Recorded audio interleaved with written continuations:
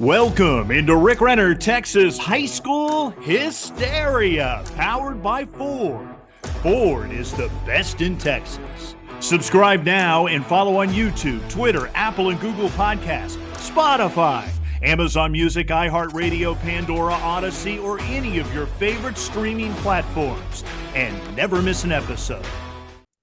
Joining me now, the king of Beast Texas, a man who has had, as head coach, has won 21 of 24 playoff games and made 3 trips to Jerry World and those state championships, and coming off of his first state championship as the head coach of the Gilmer Buckeyes, the one and only Alan Metzel, one of the greatest dudes in the state's history. I'm so happy for you to win that title. What's it been like around town? Are you still walking on clouds? Because I'm hearing some people think you're walking around on water. I tell you what, it feels really good. You know, the clouds are nice right now. The sky is blue, the grass is greener, and Christmas was wonderful. It's awesome. And it's so much fun to see so many people enjoy it. Everybody walks up in Walmart and says, greatest Christmas ever and all that. It's fun. It really is. Well, it's the 4th title in school history. It's always about state championships there. The expectations are so high. 9 state championship appearances. You've been a part of 7 of them as a head coach and also as an assistant. How special is all of this when you think about all the work that you've put into it? Well, it's always more special the more that you invest, obviously. And then when you have seasons that you have all kinds of adversity and those kind of things, it makes the victory that much sweeter, and you appreciate it every step of the way. You can look back through the year and see the low points, so many teaching moments for the kids. It's amazing how that inverse process works. The harder it is sometimes, the better it is. And so just soaking it up right now. Winning your first one as head coach, is that ring going to be special? I mean, you got to make that thing look like a hubcap, don't you? The ring for me is just symbolic. I will appreciate, don't get me wrong, I'll enjoy having it. But it's symbolic of the people. That's what makes it worth something to me. And so that we get to put that on, it's a connection to this team, this year's coaching staff, the community. And so it'll have that year 2023 on it, and that's going to be rich. The part that was really rich to me was after you won, everybody wanted to make a big deal of you winning it. And you were like, it's not about me. It's not about the kids. It's about the city. Why did you feel that way? Well, our city, it's a throwback, to communities of old where that everything worked around that Friday night, the Friday night hero or the Friday night light lore. And we still have some of that innocence, because we're a small rural town, and it is the thing to do in town, and you don't have all the distractions.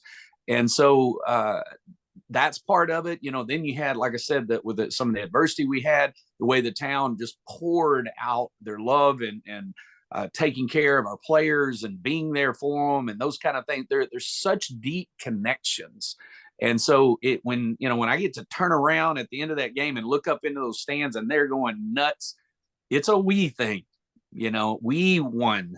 And again, that's what makes it awesome. Let's turn back the clock now to week number 2. You're 0-2, and yet you still believed that you could do this. Yes. Tell me what you were thinking in the back of your mind. Ever in your wildest dreams, did you think that team that was 0-2 was going to win a state championship? Yeah, I really did. And here's why. I think having had some of the experiences in the past of prior teams that went a long way, it gave me some confidence in some areas. I knew we had some elite players, a Will Henderson, a Tarek Tate, and I could mention some others, Aaron Bell, who are guys that are really rare. And so you have some of the elements knowing that you could get there. I also knew that I had a group of seniors with high character. And so when you have a group that is very talented and you have guys who have high character and are going to hang in there and stick together and not implode when things don't go well, then you got a shot. And so we knew week 2, this season wasn't one of those where you rated number 1 coming in and you run the gamut. We've had some of those. We're blessed with that. This one was one where we had some things that had to grow. We had to get fixed. We had to improve. And it was just stay the course, keep working.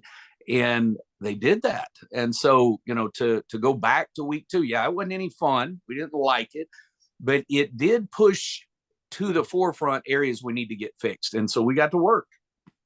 I know Will Henderson said that about you too. He said, look, Coach was the only one that believed that we could do it, while others in the community were losing faith. And that really was something that kind of got the kids going, because they looked at you and said, well, if he believes, we can believe.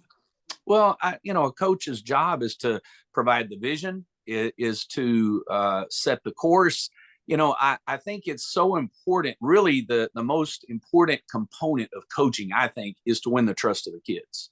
And when you win their trust, well, now you can start improving. You can start seeing a team come together, et cetera. And so that I appreciate that trust. But that trust in Gilmer is, staying in a place for a long time. It's knowing the kids since they've been in elementary. It's coaching their brothers or their dads or their, whoever. I've gotten the pleasure of doing a lot of that.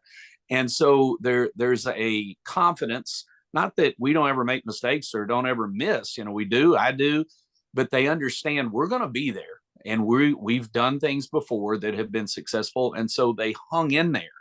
And so when I'm telling them, no, man, you can do special things, I'm not blowing smoke. I wouldn't tell them that if I didn't believe that. So I appreciate that there's a trust there and that they put in the work to make it happen. Well, what's really remarkable is what happened mid-season. You're at 3-3. And you decide you're going to just change the entire defense. I don't think I've ever heard a coach in Texas do that. You go through all of spring football and all the football leading up to that point. You're halfway through the season, and you change the defense. I mean, think about this. In your 3 losses, you gave up 71 points to Chapel Hill. They played for a state championship. 62 points to Prosper Walnut Grove. Nobody even heard of them until this year because they're a new school. They're 5A, so they're bigger. 63 points to Pleasant Grove, which is an absolute powerhouse. Right. And yet you fix the defense and go forward and change it. What made you do that, and how were you able to pull that off? Because most kids at this age can't do that. Well, I think that, the challenge, many times you find places and where if they're changing all the time, they don't have an identity. So, a lot of times maybe the crowd is saying, well, you need to change everything, and you really don't. You just need to get better at what you're doing. That's part of it. But in our self-reflection, in looking at what was going on, we were recognizing, hey, what we're doing that we've done for 20 plus years doesn't fit our guys. It doesn't fit our personnel. And so we're asking young men to do things that they can't do. Well, then you better figure out a plan. And I credit Tommy Edwards, my defensive coordinator, longtime assistant here at Gilmer, 20 plus years, played on Dangerfield, Dennis Alexander's state championship teams back in the 80s. He knows about winning. He's a great teacher. He's been teacher of the year in the Gilmer district multiple times. And he said, hey, this is what I think we need to do. And we went through it and he told me why. And this, I think we got these pieces, but we need to make these adjustments. I said, Tommy, let's do it. You're in a position where, okay, we're giving up points at an alarming rate. We need to do something. And so we made the systemic change and got to work. Well, then you got to teach all the guys their technique, their, what their responsibilities are. You're starting from ground zero, and credit to the defensive staff, credit to the guys to embrace that and just start getting better. And you saw that the rest of the season all the way through. I think we played our best defensive game week 16. Incredible, just incredible to change the defense at 3-3 mid-season, and then you rattle off 10 straight victories for the state championship. And along the way in the quarterfinals, you take out your nemesis, Mhm. Carthage. What Yeah. did that game do for you just from an emotional standpoint of being so close against those guys, being in blowouts with those guys, and to Mhm. finally get over the hump? Yeah, well, it's a team that we respect tremendously. You know, uh, they've earned their reputation. You know, hats off to Scott. He does an amazing job. Darren Preston, his defensive coordinator, one of the best in the business, makes us work like crazy. But you know, we've lost 7 in a row to them, you know, and they were on a 29 game winning streak. And, you know, you've got all these things that you're fighting on top of the fact that you're just going to play a really good team in the playoffs. So there's mental hurdles that have to be broken through. There's emotional. There's self-doubt things from individuals that have played them in the past. Those kind of things. And so I think the uniqueness of this season, we got them on the heels of them playing PG, which was a big game for them. You know, and so that was an emotional win. They came from behind and won the game, and so we're playing them the next week. And, you know, our guys, we were maturing, we were growing, we were ascending. And I think those two things hit at the right time.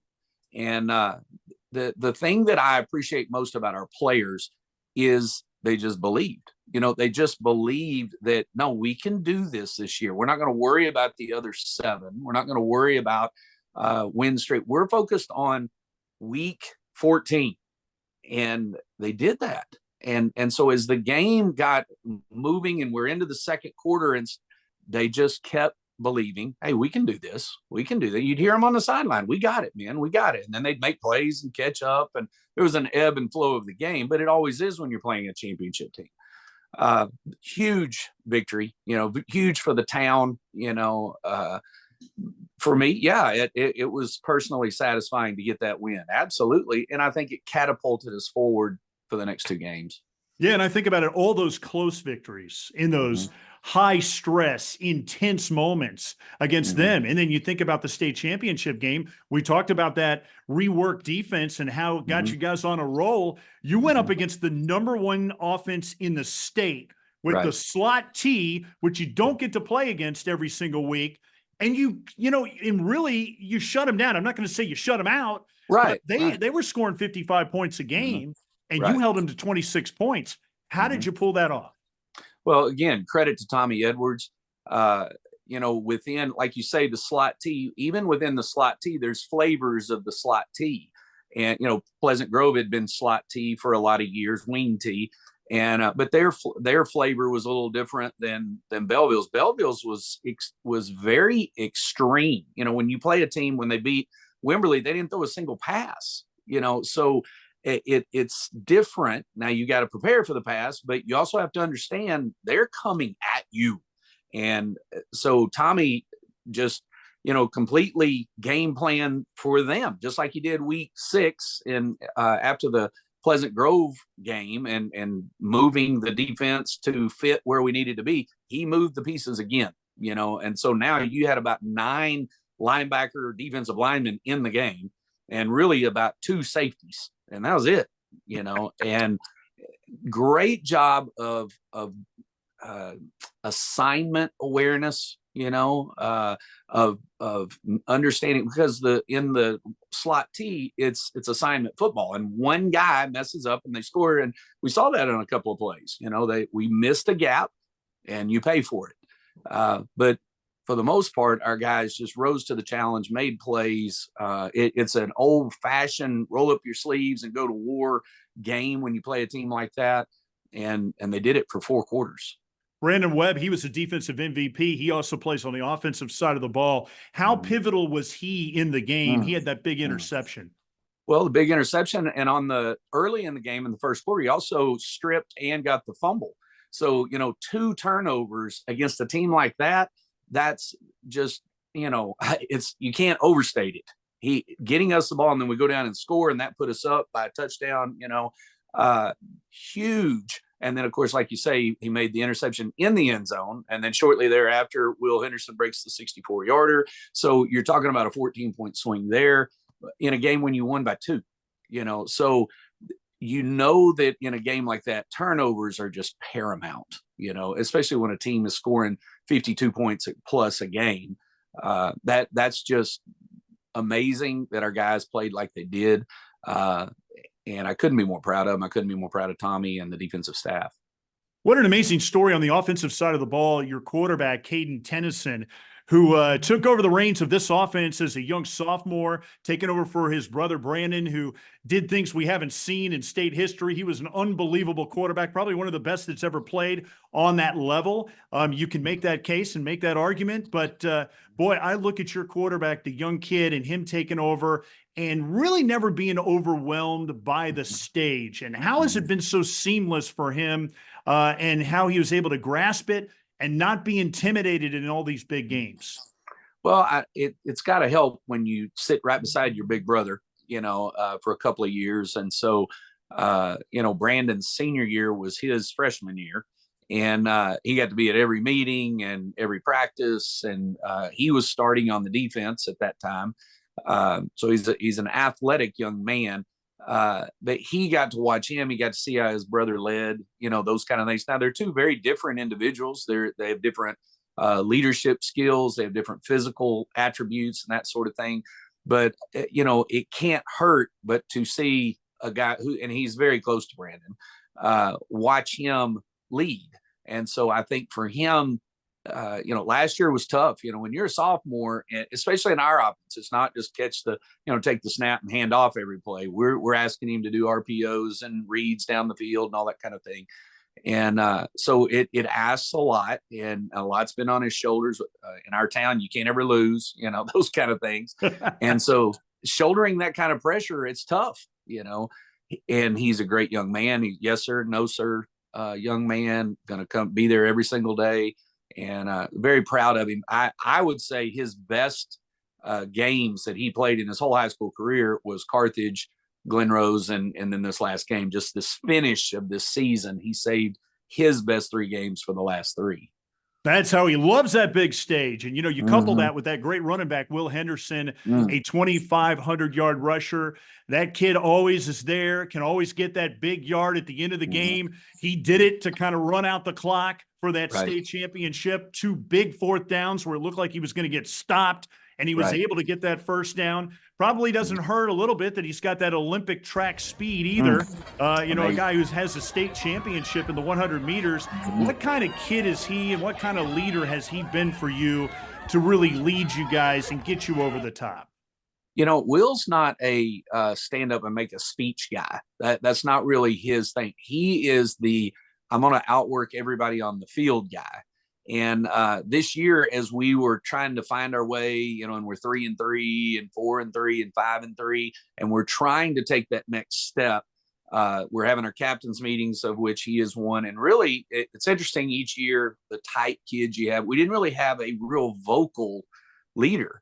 And so in our meetings, they're saying, well, I'm not really sure how I'm supposed to do that.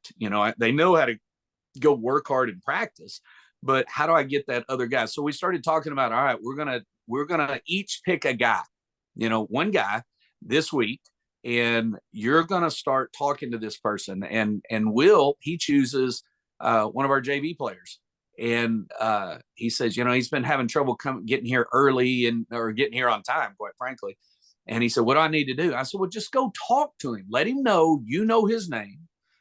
Spend some time with him, tell him how important it is. Well, in 2 days, that kid was there 20 minutes early, and so I walked in and Will is thrilled. He's like, Coach, he's here. He's pointing at him, he's here. I said, I told you, when you guys invest into other guys, it becomes important to them.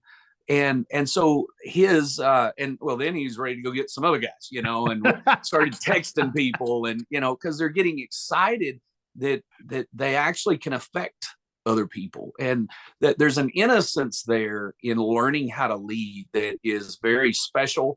The drive is there. The willingness is there. It's just, so what do I do? And Will did that. He brought life to every day's practice, every single day's practice. And our backup running back, Dervay Smith, kind of came from a secondary role in the past growing up. It wasn't like he had big games all his life and that sort of thing. Well, this year we needed him. And when Will went out, Dervais stepped up and he rushed for over 700 yards this year. And the guy that would meet him coming off the field every time was Will Henderson, and his high-fiving him and chest bumping him. And nobody was more excited for Dervais than Will. That's contagious. It starts to spread into other position groups, so just he probably, honestly, Will's one of the most selfless players I've ever coached. And here's a guy with, like you say, Olympic level speed. So when your best players are also your best people, you got a chance to really do special things. It's amazing. Ever since he did that, guys are now working out in the middle of the night. Exactly. People are watching this and they're going to work out. I love that. It really felt like you had more size on the offensive line this year and more speed team-wise. You think that's a fair assessment? Oh, no doubt. And the speed-wise, it was pretty unique this year because you're talking about Will, Tarek Tate, he's a 10-500 guy. We had multiple guys that were on that state championship track team. So we typically have some speed. We're blessed in that. And makes you a way better play caller, by the way. But it just does. But this year, I would say we had some elite speed. And so that helps. Then, we've really made it an emphasis after a couple of years ago when we couldn't match up with Carthage's line. We just couldn't. They're deep 300-pound defensive tackles. And our tackles are 171 and 168, and they gave everything they had. But that guy was a half a person bigger than you, So we've spent several years working. Obviously you can only deal with what you've been given, but working at cultivating that, getting guys stronger, spending time in the weight room, working the lines to be able to match that level of toughness and everything. And we definitely saw it this year. And it was one of our bigger lines. It was also a line that really matched some of the better defenses in the state. It almost looked like you put on 200 pounds on a couple of those spots that I saw in the previous year against Carthage, but that may have played into it that Carthage looks so darn big. Isn't high school football in Texas just amazing that two of the best offenses could be so diverse from each other, where you have the slot T, which was the number one offense in the state, and then yours, which is wide open with a great running game, as the second highest scoring offense in the state, and have those two meet in the state title game. Right. No, I think it's pretty cool. It really is. And I think, sometimes like when you go to different schools or whatever, and people are saying, well, what offense do you run? Well, it really, quite frankly, it doesn't matter what offense you run. Are you running what fits your people? Like we talked about with our defense earlier. You always want to match it with your personnel. You want to match it with the type kids you have. You want to know that well, and then you want to coach it hard. And then the next step is get it down in all the way in that vertical alignment, your JV, your 9th grade, your 8th grade, your 7th grade, to where by the time they're running these things in high school, 11th and 12th grade, they're not busting, on things that you would see a lot of times because they've run it since they were in the 7th grade. And so that's when you get that compound interest, if you will, over that 6-year period. And, Coach Rowe at Belleville has done that. He has his system and they do what they do, and you can see the fruit of it right now. And we're blessed in the same way. Well, you come from the world famous Jeff Traylor coaching tree, and that tree is getting really big. It might be 3 or 4 trees right now. How much has he meant to you? He's the guy that built Gilmer into a perennial power in a state championship program. How much has he meant to you? Well, he's one of my best friends. I'm sitting on the couch talking to Matt Turner, who is on his staff and was the head coach in between he and I. He came over and visited today, and I'm talking to him. I get a call from Jeff. I said, oh, hang on just a second. It's Jeff. And I pick it up and say, hey, what's going on? And he said, hey, Gilmer's the state champion. Just out of the blue, he's celebrating still.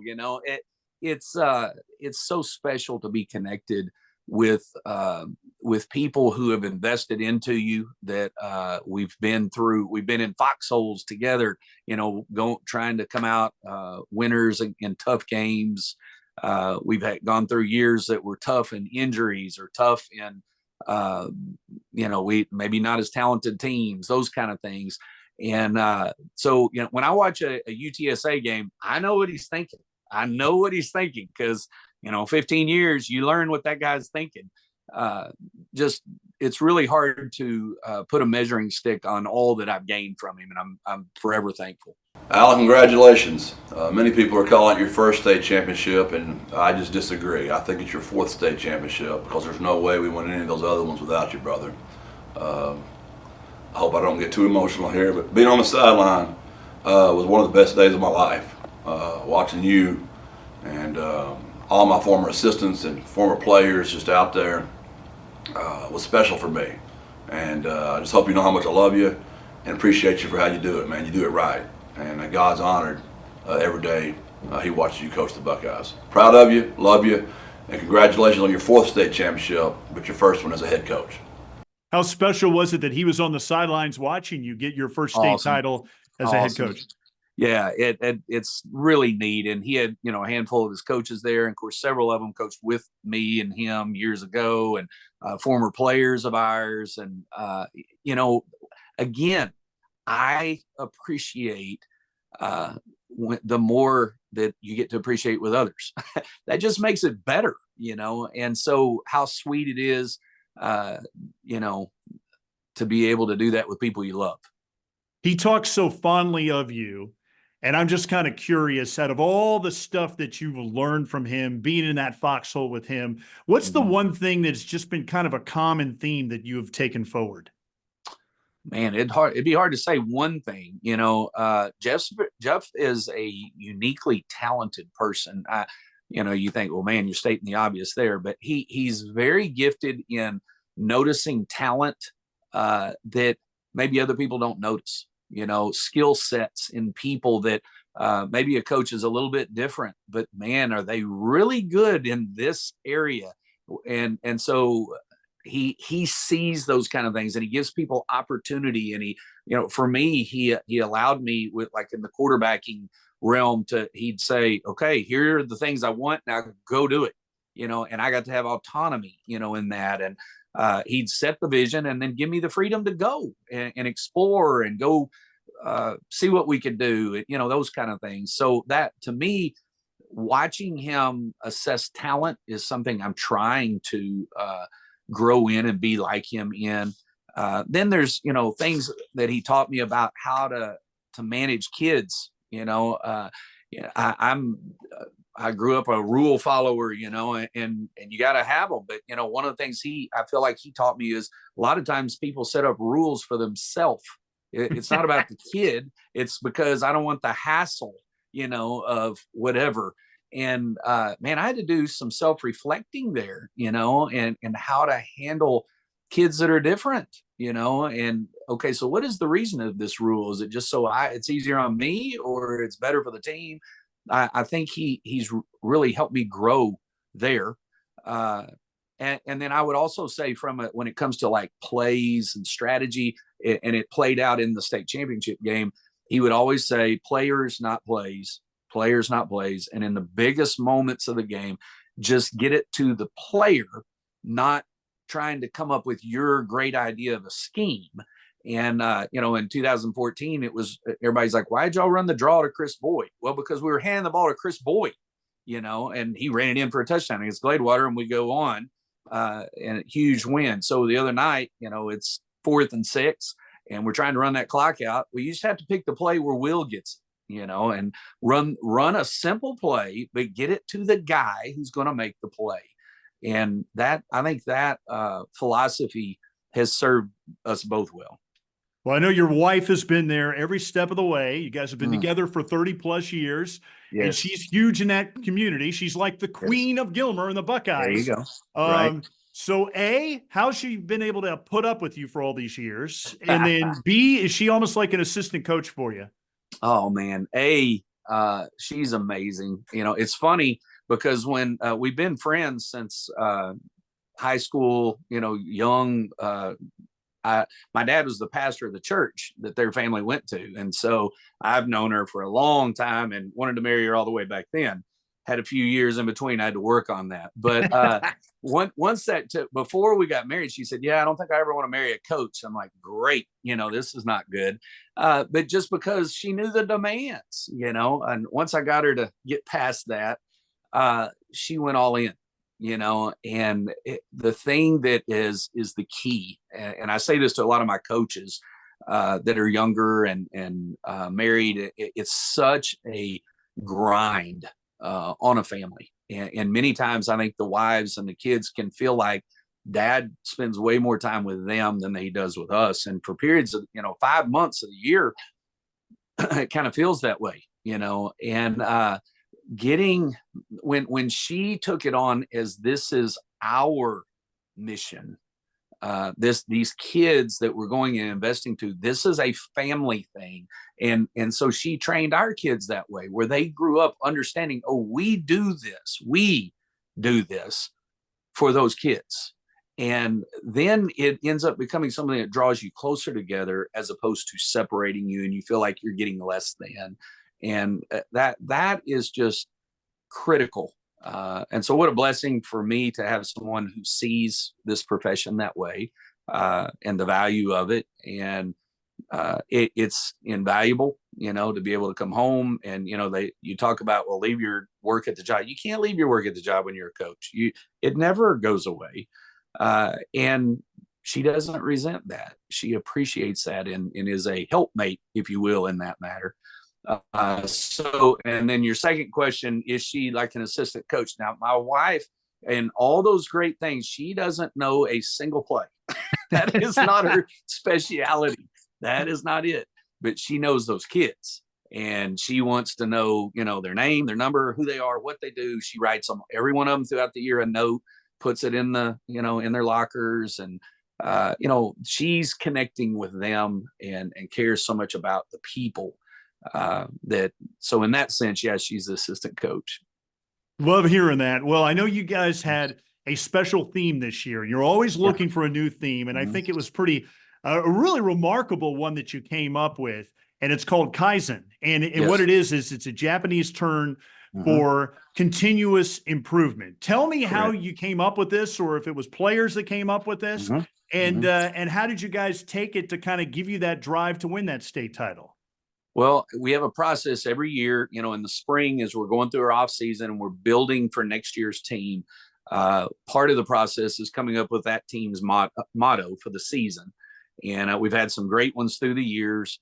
And so the captains are the ones that I usually work through. And so I'll kind of let them know, hey, let's be thinking over the next 3 to 4 weeks, be thinking of things that you might use, and I'll throw out some ideas, to kind of maybe spur your thoughts or whatever. And, I try and teach them when we're coming up with a motto, it doesn't want to be too narrow. Sometimes it'll be like a name of a song or, their favorite rapper or whatever, which I got nothing against any of those things. And what I've tried to explain to them is, we're good on all that. Let's see what it is, but also understand you're trying to lead a community in this motto where, old ladies are going to be wearing it on their t-shirt, and that kind of thing. And, they may not understand that song or that phrase or whatever. Let's come up with something that everyone can identify with. And so they take that on. They really do, and they'll talk about it and I go, yeah, I love that one. But, so-and-so, they're not going to get that, they're not. So there's a several week process of vetting this. And, we kind of narrow it down from like 7 or 8 down to about 3. And they're grinding on it, and they'll be arguing back and forth. No, I like this one. I want this one. Why do you want that one? And, and I'd let them do all that I would rather it be more on them, because then they have the ownership of it. Then you try and live up to the model other than just something you put on your wall and it doesn't mean anything, and what is amazing to me is it was one that I had saved from a couple of years ago in the options or thought category. I'd come across it in a book. And so I tossed out several ideas, and they had several that were pretty good, and we were narrowing it down, and that one kept making the cut. And couple of the players was like, first of all, I think that looks cool the way the word was written, and so it had some kind of flair to it, and that's important. And but they were like, I think that's gonna be like who we are. We're just gonna need to start this process and get better, and we want to do this every single day. We want that to be kind of our theme. And I was like, great. I really didn't think they would pick it, because sometimes that's a little too philosophical, something like that. They chose it, and how prophetic it ended up being, especially like on the defensive side, but as the team and as a whole, we just kept getting better. And once we moved to the playoffs, we took a big step and then rode that thing, won the game against Carthage. It pushed us into the state championship. And like I said, I think we played our best, for sure, defensive game of the year, week 16. It could not have been more fitting. Well, now that you won that first state championship as a head football coach, you're going to get a lot of speaking engagements. I heard John King over at Longview is already complaining that you're getting all the peachy ones, and Scott Surratt's going to have to give up some of the ones he speaks at. Are you going to have time for all this? Because you're such a tremendous speaker. It's a lot to live up to. Well, I appreciate the compliment, first of all. I think, first of all, I'm honored if and when those opportunities arise, like getting to visit with you. I thoroughly enjoy that. But at the same time, I think that you have to be able to put boundaries on yourself, and understand, right now we're enjoying this, but here in a few weeks, we're going to be working on next year's team. And so that has to be at the forefront. I think that, getting to do some of those speaking things, it's good. I think the thing that is good about the speaking, if you do it the right way, is, I say this for myself, the highest level of teaching or the highest level of learning is teaching. And so that's at the top of that, thing when you're a teacher and you're learning all the different levels. And so when you put yourself into it and you really care about what you're sharing or whatever, you have to know your stuff, and it makes you go back over what you're teaching and make sure you're up on all your P's and Q's and those kind of things. It also gives you opportunities sometimes to let some of the assistant coaches do that, which grows them. It networks us even more. There's all kinds of things that are benefits. It just doesn't need to become a circus, where it's all about, just getting to be out there and just having the wrong focus. Well, we'll look forward to seeing you speaking at the East Texas Jamboree. Congratulations, Alan. I'm so happy for you to win that first title as head coach. And thanks so much for doing this, and enjoy the celebration. I know you're probably already back to work. You got it. I appreciate you so much, Rick. Thanks for checking out Rick Renner, Texas High School Hysteria. Make sure you subscribe and never miss an episode. You can catch us on YouTube, Apple and Google Podcasts, Spotify, Amazon Music, Audible, iHeartRadio, Pandora, and Odyssey, or any of your favorite streaming platforms. Tune in, and we will see you soon.